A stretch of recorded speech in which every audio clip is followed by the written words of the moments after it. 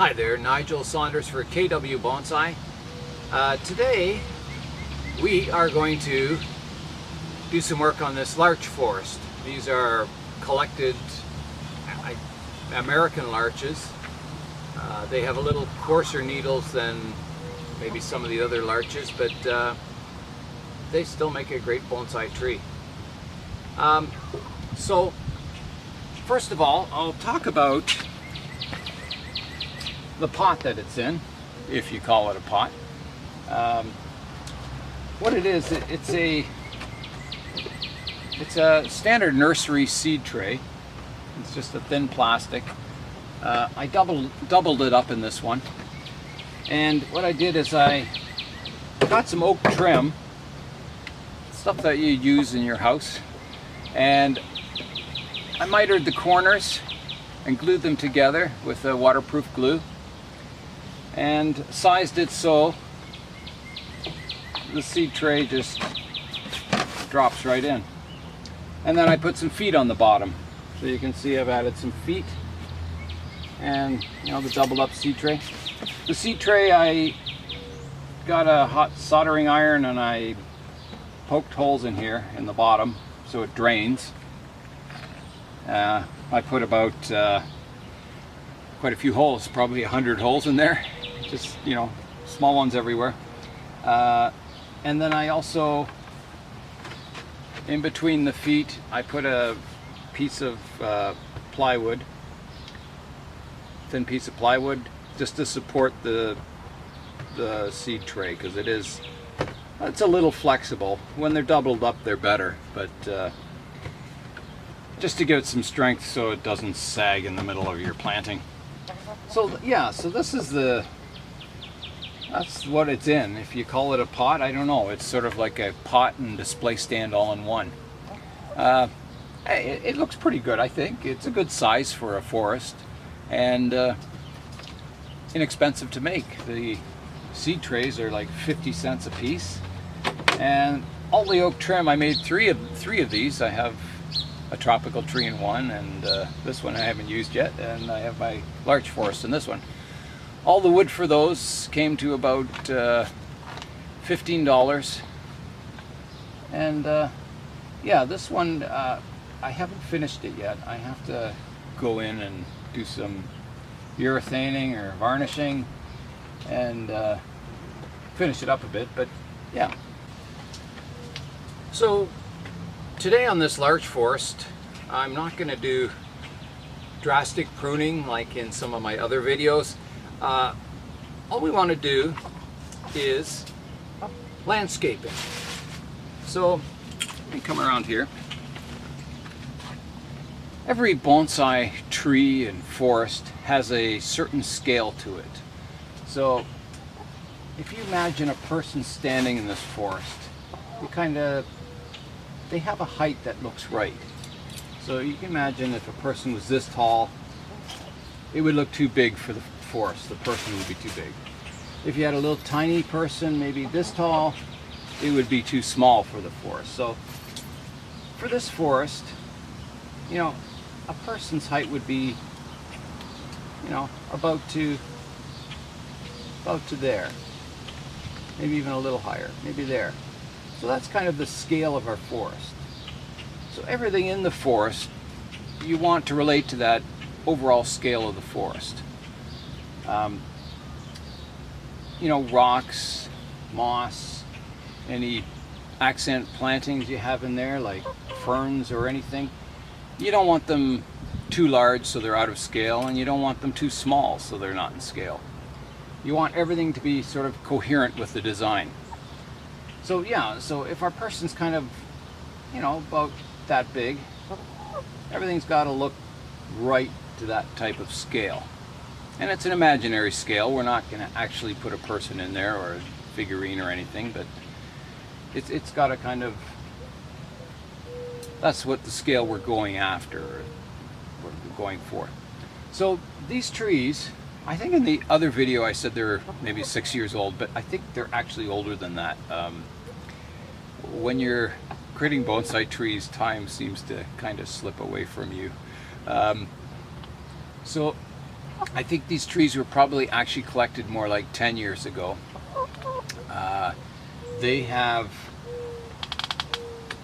They were in the original soil with fresh bonsai soil around it for probably 6 of those years, just recovering from being dug up from the ground, from being collected. And so the first time I repotted these, each tree had maybe 2 or 3 very large roots that had no fine roots at all, and the large roots went quite far away from the trunk before any fine roots started in the fresh bonsai soil that was added around them. So it was a pretty horrific root base on them. And so what I did is, at the right time of the year, spring, before the new buds come out, you want them when they're just showing a bit of green on them, so they're just kind of starting to swell, the buds, is the right time to transplant these larches. I did some pretty drastic pruning. Sometimes with roots like that, there will never be a bonsai tree, a good bonsai tree made from those trees. So you have 2 choices. You can hide the roots and never show them, and you'll have an okay tree, but roots to me are what gives a tree stability and scale and everything. It's all about roots.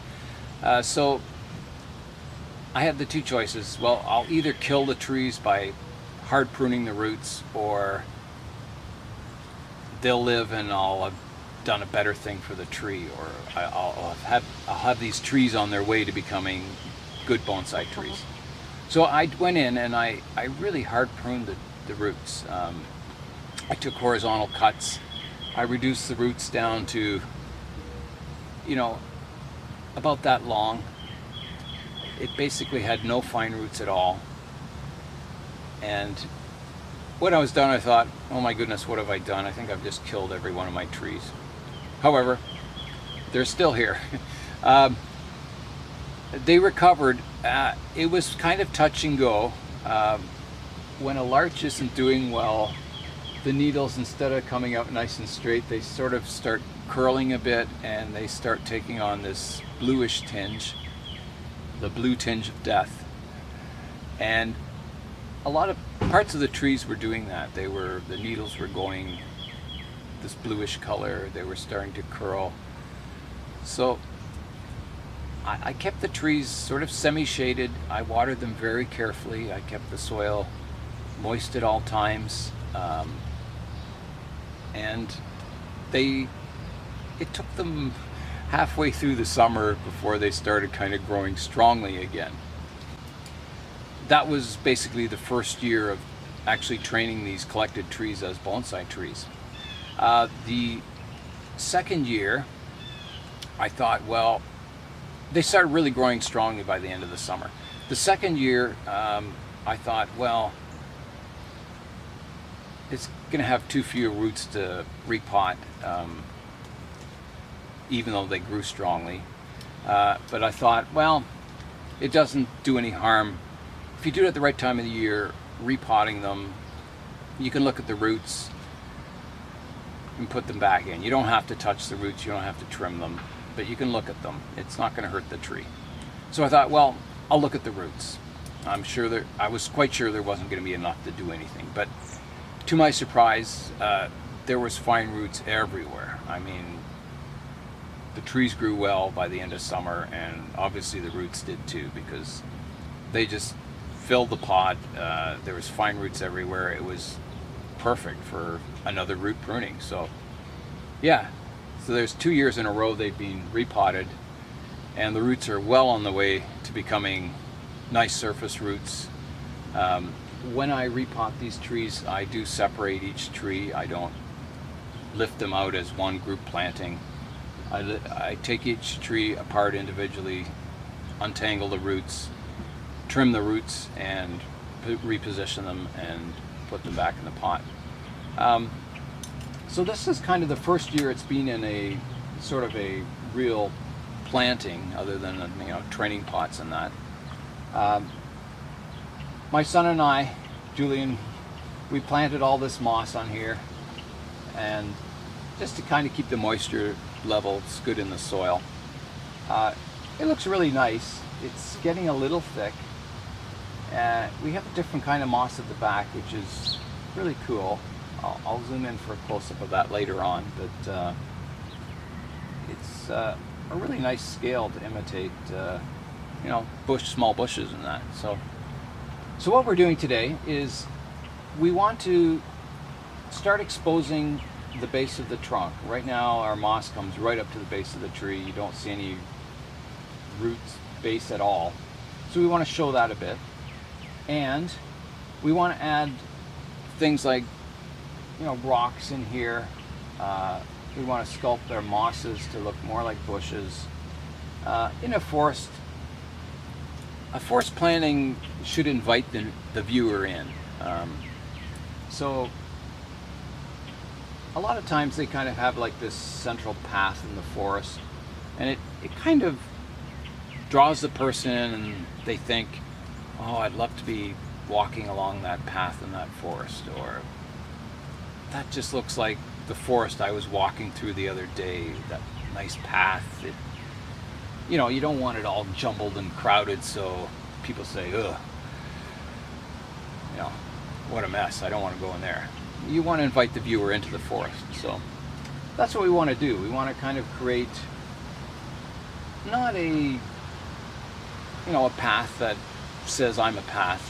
It's a subtle sort of pathway that invites the viewer in, and, you know, rocks and stuff to give it a more naturalistic appearance rather than just a mat of moss.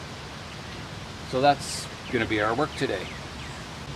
Okay, so here's a close-up of where we are, and hopefully it'll kind of give you a feeling of being in a forest. The sun just came out.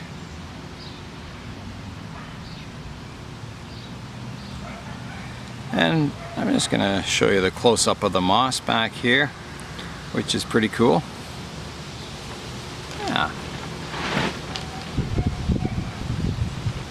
So,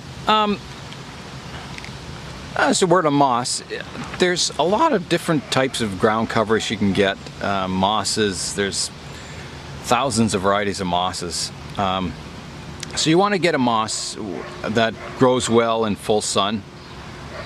The moss back here is, this coarser moss is more of a shade moss.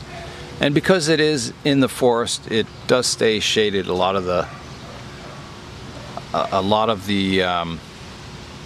most of the day.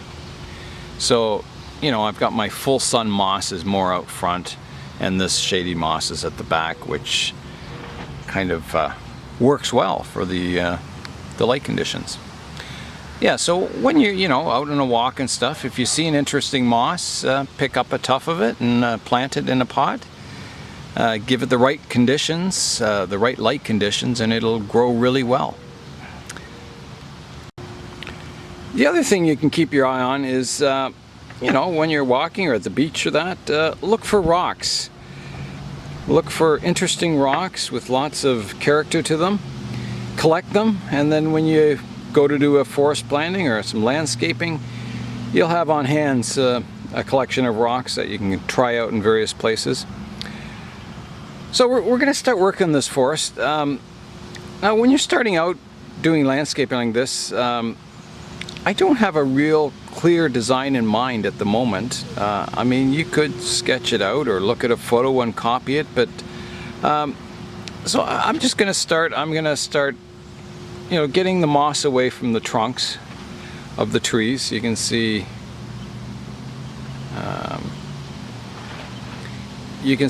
it's, you know, starting to bury the actual trunk with moss. So we want to trim that away first. That's what we're going to do, and then we'll come back.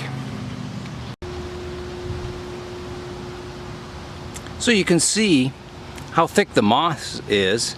It's, you know, almost the height of my finger. And when I planted these trees, Again, I was being on the safe side, and I put the soil quite high around the roots. I didn't want any roots sticking above the soil to dry out. So not only are we going to reduce the height of the moss around the trees, but we will probably scrape some of the soil off so we can see more of the roots, surface roots like this one.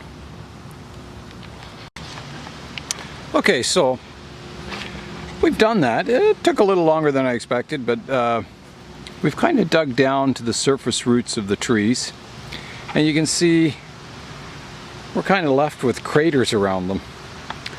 So our next job will be sort of making the transition from this level down to the level of the root base, which is going to be a little hard. I think what we're going to have to do is actually remove some soil from underneath the moss and lower it down.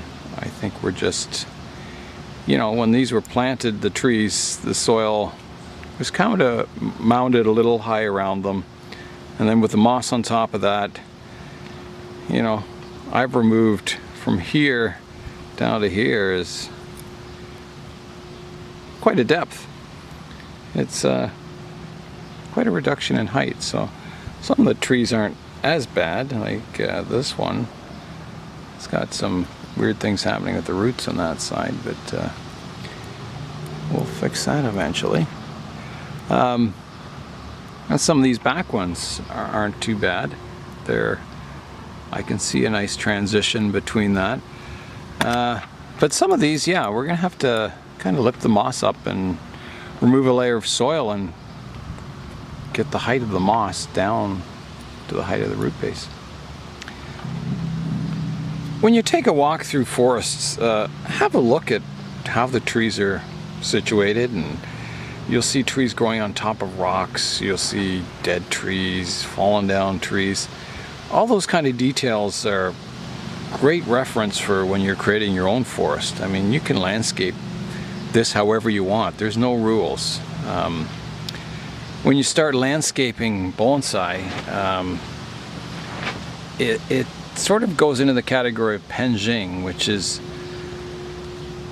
really just the Chinese word for bonsai, but in the Western world, it's kind of been known as a miniature landscape. So, you know, a bonsai tree has strict rules. There's no figurines. There's no rocks in the planting. Sort of a true bonsai tree, you're showing the tree off. Everything else is there, but it's there to show the tree off, not the rocks or figurines or that. When you're doing penjing, like a miniature landscape, everything is important. The trees are important, the landscape's important, the rocks, the pot, everything. So yeah, so we're going to go into the penjing territory with this. If it was a bonsai forest, you would probably have more of a just a moss covering or just soil in the forest, and the trees would be the focal point. But when you get into penjing, you want everything to look miniature and scale, like it's a landscape. So that's kind of what we're going to do, is go into the penjing territory and do some wild landscaping, I hope.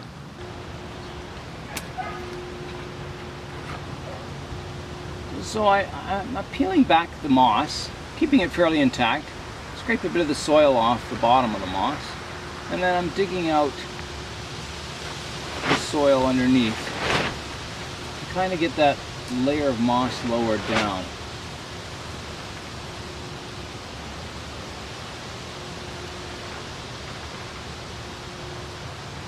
Sort of like that, and then, you know, we can try placing it back, seeing what height it's at. In penjing, you want a lot of surface variations. It makes it really interesting to see mounds and, you know, hills and things.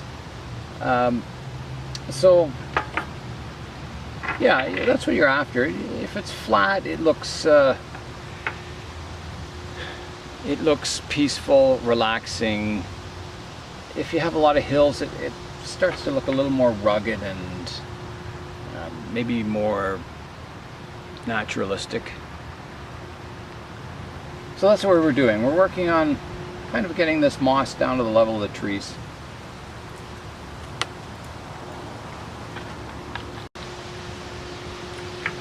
All right. Okay, so I've kind of got this section lowered down. I peeled the moss back, removed the soil underneath, put the moss back, and we've got it at the level with the base of the tree. You can see the surface roots a bit there. So we're still high in this area. Generally you want it kind of sloping away from the trees as a general kind of rule. We can do whatever we want. However, I think, you know, because we're flat, we're almost level with the rim of the pot here, we're going to try and do that sort of back in between these trees and maybe leave some hills around it. Yeah, just want to create kind of flow paths, so draws your eye kind of in like a path. So we're going to keep working. I'm going to lower this corner. I'll probably leave a bit of a hill around here to kind of, you know, draw your eye in. And we'll take out some of this to draw your eye right to the back. And we'll probably leave some hills. This one's definitely higher. We're going to have this side as the high ground. This will be the lower ground over here. So yeah, we're just going to keep working away at it. As I said, I didn't, you know, you have plans of what you want something to look like. As you're working on it, you may change your mind. You may say, hey, that looks kind of cool, or that doesn't work. You know, I might place a rock that I thought was going to be here and it just, that doesn't work. So yeah, you're always kind of experimenting around. It takes a long time. I've been working on this now for probably an hour and a half to 2 hours, and we're nowhere near done. We're just kind of getting started. So we'll keep going here. Okay, I've finished landscaping. Almost. It's never finished. Let's have a look at it. So I've kind of left a path through the middle, suggestive of a path. I've taken a lot of moss out in an effort to create a little more interest. So we have like mossy areas and some areas that don't. I've moved some of the coarser moss up front to kind of create, you know, the illusion that they're bushes, and I've kind of pruned them so they look more like a little bush or something. My soil does have some vermiculite in it, so we want to cover that up, so we'll probably top dress it with something. And yeah, I've done a lot of sort of terrain building, just to kind of give an uneven landscape so it looks more like a natural woods. And it's yeah, so it's a lot more interesting and kind of neat. I like it. One word on mosses, stay away from, it's sold as Irish moss or Scotch moss.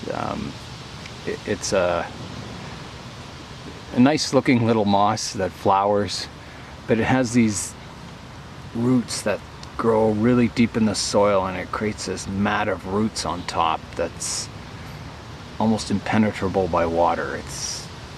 And once you get some of it started in your pot, it's really hard to get rid of. It's really invasive. So definitely don't use that as a ground cover. Stick to things like moss and thyme and things that you can control. Don't use Scotch moss. Just get rid of it entirely. Every time you see it, don't let it flower or you get all kinds of stuff. Okay, so Nigel Saunders for KW Bonsai. See you next time.